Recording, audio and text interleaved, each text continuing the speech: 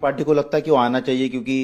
वो कह रहे कि अगर मुस्लिम वोटों का बंटवारा रोकना है तो हमें साथ में लीजिए, हम थोड़ा सीटें लेकिन एडजस्ट हमारे साथ समाजवादी पार्टी भी है, तो समाजवादी पार्टी के साथ चर्चा करके ये ओवैसी की पार्टी को महाविकास आघाड़ी में एंट्री दी जाए या नहीं, इसको लेकर विवाद हो गया है। ओवैसी की पार्टी ने शरद पवार की एनसीपी और कांग्रेस को चिट्ठी लिखकर महाविकास आघाड़ी के साथ मिलकर चुनाव लड़ने की इच्छा जाहिर की है, लेकिन उद्धव दोस्तों आइए बात करेंगे इस वीडियो के अंदर कि महाराष्ट्र से एएमएम के लिए बहुत बड़ा अपडेट निकल कर आ रहा है। जैसे कि आप सबको पता था कि एएमएम ने एक लिस्ट थमाई थी एमवीए गठबंधन को, और उस लिस्ट के अंदर 28 विधानसभा सीटों का तज़किरा था और कहा था कि अगर हमें गठबंधन के अंदर शामिल करेंगे तो आप हमको जो है ये 28 सीटों पर उम्मीदवार देना पड़ेगा, यानी गठबंधन में शामिल करने के लिए आपको ये 28 सीटों से कम पर हम समझौता नहीं करेंगे। जबकि कहा यह जा रहा था कि सामने वाले जो गठबंधन एमवीए जो गठबंधन है उनके अंदर के जो नेता लोग हैं वो 5 सीटों पर राजी थे। हालांकि इस बात में ये भी सच्चाई कि शरद पवार ने जो है सहमति भी जताई थी, लेकिन अब कई सारे घटक है इस गठबंधन के अंदर, जैसे कि कांग्रेस है इसके अंदर 37 सीटों पर ये जीते हुए 288 टोटल यहाँ पर विधानसभा सीट है। शिवसेना यानी उद्धव ठाकरे की जो पार्टी है वो भी यहाँ पर इस गठबंधन के अंदर है, 16 सीटों पर इनकी भी जीत है 288 में से। नेशनलिस्ट कांग्रेस की अगर बात की जाए तो 12 सीटों पर इनकी भी जीत है, इनके भी उम्मीदवार जीते हुए एमएलए हैं और ये भी गठबंधन के अंदर शामिल है। समाजवादी पार्टी के बारे में खास करके बातें करना चाहूँगा, इनके भी 2 जो है एमएलए है 288 में से। सीपीएम की बात की जाए तो 288 में से 1 है, सीपीआई की बात की जाए तो इनके पास एक भी एमएलए नहीं है और ये भी गठबंधन के अंदर शामिल है। इसके अलावा और भी छोटी मोटी पार्टियां हैं, समाजवादी कांग्रेस पार्टी इस तरीके के है जिनके पास एक भी एमएलए नहीं है। तो ये सारे लोग जो है उस गठबंधन के अंदर शामिल है जिनको इंडिया का नाम पूरे भारत के अंदर दिया गया है और महाराष्ट्र के अंदर एमवीए जो है वो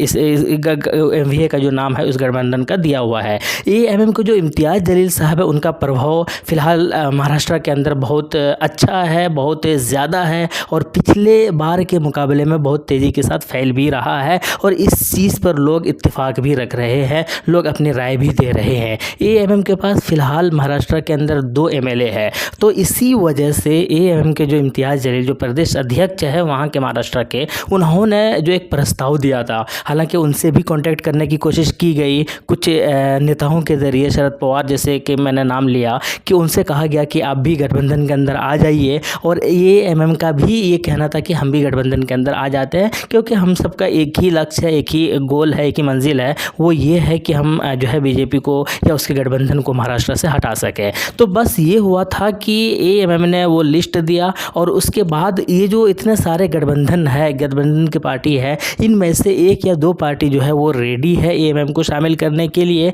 बाकी के लोग जो है एएमएम को शामिल नहीं करना चाहते हैं। जबकि इनमें से कुछ लोग ये भी कहते हैं कि हमें एएमएम की ज़रूरत क्यों पड़ रही है, क्योंकि जब हमारा ही आपस में सीट शेयरिंग नहीं हो रहा है, सीटों का बंटवारा सही से नहीं हो रहा है, तो एएमएम को शामिल करके सीटों के बंटवारे में और भी ज़्यादा कॉम्प्लिकेशन हो सकता है। इसी वजह से एएमएम को शामिल नहीं करना चाहिए। दूसरी बात, एएमएम को शामिल क्यों करना चाह रहे थे, इसलिए करना चाह रहे थे शरद पवार जैसे बड़े नेता, इसलिए चाह रहे थे क्योंकि एएमएम का वोट बैंकिंग है महाराष्ट्र के अंदर, पहले से भी ज़्यादा है, अभी भी है और लगातार बढ़ते जा रहे हैं, क्योंकि मुसलमानों का जो लीडर है, नेता है या जो पार्टी है या मुस्लिम रिप्रेजेंटेटिव पार्टी के रूप में जो पार्टी निकल कर आई है वो एएमएम पार्टी है, ये बड़े नेता लोग जानते हैं। और एएमएम का जो इफ़ेक्ट और प्रभाव है इस बार महाराष्ट्र के अंदर वो बहुत अच्छा और तगड़ा होने वाला है। इसी वजह से कुछ लोग ये चाहते थे कि एएमएम को भी शामिल कर लिया जाए ताकि मुस्लिम वोटों का बंटवारा ना हो सके और सारे एक साथ आए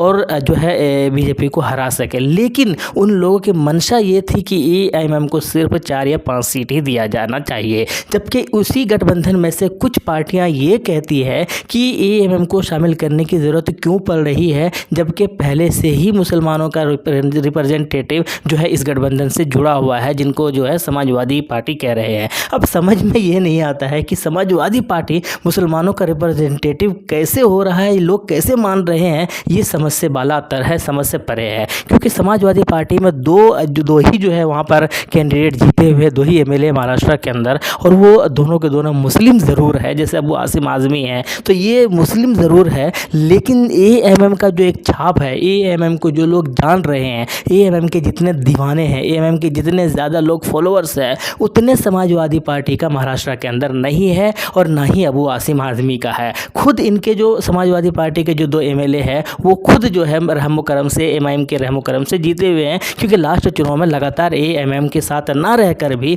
इन लोगों के लिए वोट की अपील कर रहे थे कि इन लोगों को जिताने की कोशिश की जाए ताकि मुस्लिम क़यादत मजबूत हो सके। लेकिन तो कुल मिलाकर एएमएम को जो बहुत कम सीटों का मिलना सिर्फ और सिर्फ एएमएम का ही नुकसान होने वाला है, ये बात भी तय है, क्योंकि एएमएम मजबूत है, पहले से ज़्यादा मजबूत है। पिछले बार भी जो है बहुत अच्छे खासे सीटों पर दूसरे नंबर पर रहे, 2 सीटों पर ही जीत हुई और बहुत सारे जगहों पर सरप्राइजिंग जो है इन्होंने दिखाया, बहुत सारे लोगों को सरप्राइज़ भी किया। तो इससे साफ पता चलता है कि एएमएम अगर 4 से 5 सीटें मिलती है और गठबंधन के अंदर शामिल करते हैं तो इसमें नुकसान एएमएम का ही होगा। इसके साथ ही साथ बहुत सारे ऐसे भी कार्यकर्ता है या बहुत सारे क्षेत्र ऐसे हैं जहां पर प्रेशर बनाया जा रहा है एएमएम को कि आप अपना उम्मीदवार उतारिए यहाँ पर। तो अगर ऐसे में 4 या 5 सीटों पर ही चुनाव लड़ेंगे तो वैसे जगहों पर एएमएम के उम्मीदवार जो है नहीं उतर सकता है मैदान के अंदर, तो फिर उनके कार्यकर्ता जो है आपस में जो है वो लड़ाई करेंगे या किसको सपोर्ट करेंगे। ठीक वैसा ही सिचुएशन हो जाएगा जैसा कि उत्तर प्रदेश के अंदर हुआ था,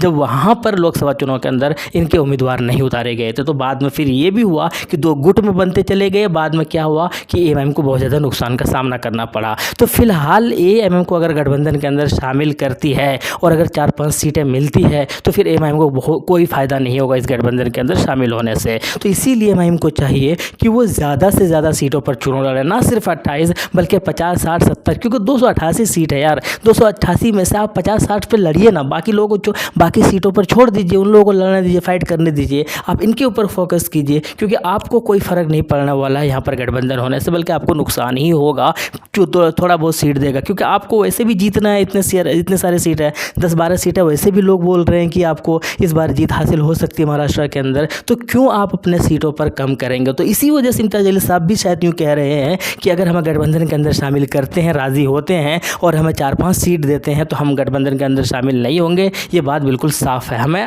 कम से कम 28 सीटें मिलेंगी तभी हम गठबंधन के अंदर शामिल होंगे। और गठबंधन की अगर बात की जाए, एमवीए की गठबंधन की अगर बात की जाए तो वो शामिल करने के मूड में नहीं है, क्योंकि करेंगे भी तो 4 से 5 सीटों पर, इसके अलावा वो शामिल नहीं करेंगे, क्योंकि ऑलरेडी उस गठबंधन के अंदर बहुत सारी पार्टियां, जैसे कि मैंने अभी गिनाया कि 10-12 पार्टियां हैं, उन सारे को सीटों का जो है मसला बहुत ज़्यादा बढ़ता जा रहा है, सीटें क्लियर नहीं हो रही है। इसी वजह से उन लोग आपस में ही जो है बहुत ज़्यादा प्रॉब्लम हो रहा है। तो एएमएम को शामिल करके इतनी सीटें कैसे दी जा सकती है, ये एक बहुत बड़ा सवाल है। तो इससे साफ पता चल रहा है कि एआईएमएम के साथ यहाँ पर गठबंधन नहीं हो सकता, क्योंकि अगर 4-5 सीट देंगे वो एएमएम को मुस्लिम रिप्रेजेंटेटिव के नाते तो एएमआईएम नहीं लेंगे, और अगर ये 28 सीटें मांग रहे हैं तो वो लोग 28 सीटें नहीं देंगे। तो इससे साफ यही फ़ायदा है, यही चीज़ें निकल कर आ रही है कि एएमआईएम को कोई फ़र्क नहीं पड़ना चाहिए, अपना इकलौता जो है मैदान के अंदर आना चाहिए। आप मजबूत हैं, आप लोकसभा चुनाव के अंदर भी दिखा चुके हैं, उससे पहले भी दिखा चुके हैं, और आपका लगातार फॉलोवर बढ़ता जा रहा है,